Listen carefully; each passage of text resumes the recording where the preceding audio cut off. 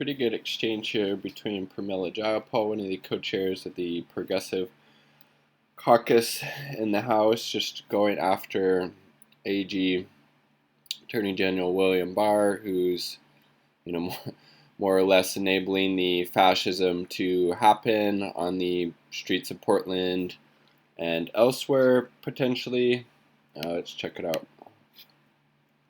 The president believes that you can be activated to implement the president's agenda and dominate American people exercising First Amendment rights if they're protesting against him. But let's look at how you respond when the protesters are supporters of the president. On two separate occasions, after President Trump tweeted, "Liberate Michigan," to subvert stay-home orders to protect the public health of people in Michigan, protesters swarmed the Michigan Capitol carrying guns, some with swastikas, Confederate flags, and one even with a dark-haired doll with a noose around its neck. Are you aware that these protesters called for the governor to be lynched, shot, and beheaded? No. You're not aware of that? I was not aware of that. Major protests in Michigan. You're the attorney general, and you didn't know that the protesters called for the governor to be lynched, shot, and beheaded. Who were armed, carrying weapons, carrying these rifles, and then Trump sends his fascist stormtroopers after peaceful Black Lives Matter protesters. The juxtaposition there is quite apparent. Obviously, you couldn't be concerned about that. Well, there are a lot of protests around the United States, and on June 1st, I was worried about the District of Columbia, which is federal. In certain parts of the country, you're very aware of those, but when protesters with guns and swastikas and Confederate flags, excuse me, Mr. Barr, this is my time, and I control it. Barr. You are aware of certain kinds of protesters, but in Michigan, when protesters carry guns and Confederate flags and swastikas and call for the governor of Michigan to be beheaded and shot and lynched, somehow you're not aware of that. Seems a little worse than, saying that Black Lives Matter. A little worse, right? You didn't know about it, so you didn't send federal agents in to do to the president's supporters what you did to the president's protesters. In fact, you didn't put pepper balls on those protesters. Or tear gas, or just brutalization in general, kidnapping people off the streets, etc., etc. So the point I'm trying to make here, Mr. Barr, that I think is very important for the country to understand, is that there is a real discrepancy in how you react as the Attorney General, the top cop in this country, when white men with swastikas storm a government building with guns. There is no need for the president to, quote, activate you because they're getting the president's personal agenda done. But when black people and people of color protest police brutality, systemic racism, and the president's very own lack of response to those critical issues, then you forcibly remove them with armed federal officers, pepper bombs, because they are considered terrorists by the president. You take an aggressive approach to Black Lives Matter protests, but not to right-wing extremists threatening to because those right-wing protesters are upholding and in support of these white supremacist institutions. And Trump and Barr are totally in favor of those, but Black Lives Matter, no, that's a bridge too far. The governor, if it's for the president's benefit. Did I get it right, Mr. Barr?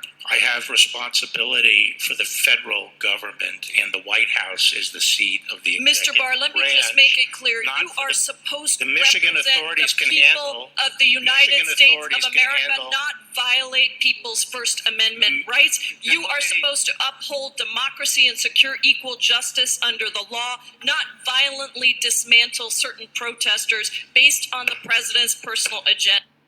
Oh, just laying after him. And I mean, she is one of the more progressive members of the Congress for sure. We must act now to keep people in their homes, cancel rent, mortgage during the crisis. Bill Barr approved today what we've long known. He is not serving as the Attorney General for the American people. He is serving as a personal henchman for Donald Trump. Let's check this out.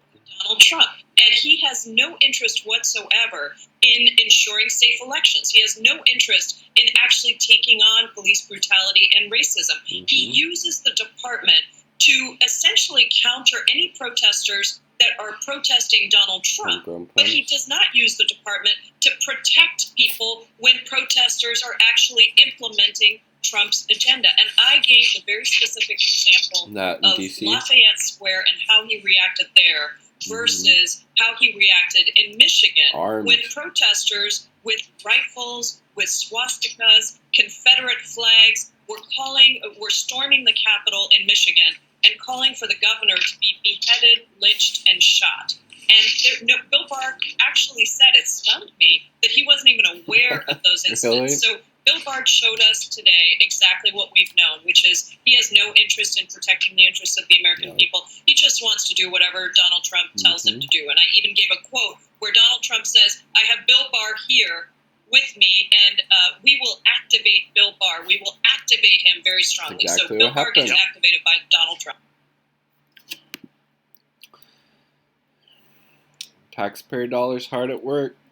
Federal government, brutalizing those protesters in Portland night after night during a pandemic. We can't get Medicare for all, but drop of a hat, we can deploy tear gas and those federal fascist stormtroopers. And look at the shit that's going on there too. Check this out from ProPublica. Defendant shall not attend protests in Portland. Getting out of jail requires relinquishing constitutional rights. A dozen protesters facing federal charges are barred from going to public gatherings as a condition of release from jail. A tactic one expert described as sort of hilariously unconstitutional. So you can't protest, in Portland outside these federal buildings. You get arrested on these trumped-up charges. In order to get out, you have to sign a thing saying, I'm not going to protest in the future. Obviously, highly unconstitutional. And then look, real answers demanded after Barr dodges on government authority to aim intrusive surveillance tools at protesters. I mean, we're pretty far down the authoritarian, fascist rabbit hole at this point, and I mean, what is it going to take to get us out of it? It's a fair question. Peace, much love, stay safe, all power to the people.